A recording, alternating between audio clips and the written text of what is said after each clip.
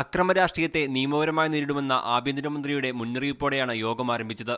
Marxist party സമാധാനത്തിന്റെ അതിർവരമ്പുകൾ വിട്ടാൽ നിയമപരമായി അതിനെ നേരിടാൻ കഴിയുന്ന ശക്തി ഈ കേരള ജനസമൂഹത്തിനുണ്ട്.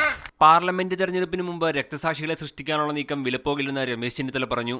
രക്തസാക്ഷികളെ സൃഷ്ടിക്കാനാണ് നിങ്ങളുടെ നീക്കമെങ്കിൽ അത് കേരളത്തിൽ നടക്കുകയില്ല.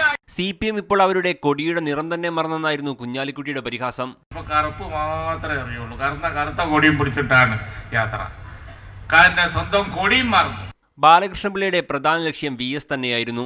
അച്യുതാനന്ദൻ ഈ വീടുകളിൽ ഒളിഞ്ഞു നോക്കുന്നത് തന്റെ വീട്ടിൽ ഒളിഞ്ഞു നോക്കി കാര്യങ്ങൾ എങ്ങനെയാണെന്ന് അറിഞ്ഞതിന് ശേഷം മതി. അവിടെ ഒളിഞ്ഞു നോക്കിയാൽ പലതും വരും. താമസിയാതെ നിങ്ങളും ഞാനും പലതും കേൾക്കുകയും ചെയ്യും. മുഖ്യമന്ത്രിയുടെ നെഞ്ച് ലോഹക്കൂടാണോ എന്ന പിണറായി വിജയന്റെ സംശയം മാറ്റിക്കൊടുക്കാനായിരുന്നു KP മോഹന്റെ ശ്രമം. മുഖ്യമന്ത്രിയുടെ നെഞ്ച് ലോഹക്കൂടാണ്, ഇവിടുത്തെ ജനങ്ങളുടെ മനസ്സിന്റെ ലോഹക്കൂട്. എന്നാൽ അവസാനം സംസാരിച്ച മുഖ്യമന്ത്രി ഞങ്ങൾ സമാധാനത്തിന്റെ പാതയിലാണെന്ന് ഒരിക്കൽ കൂടി ഓർമ്മിപ്പിച്ചു. കൂടെ CPM-നൊരു ഉപദേശവും.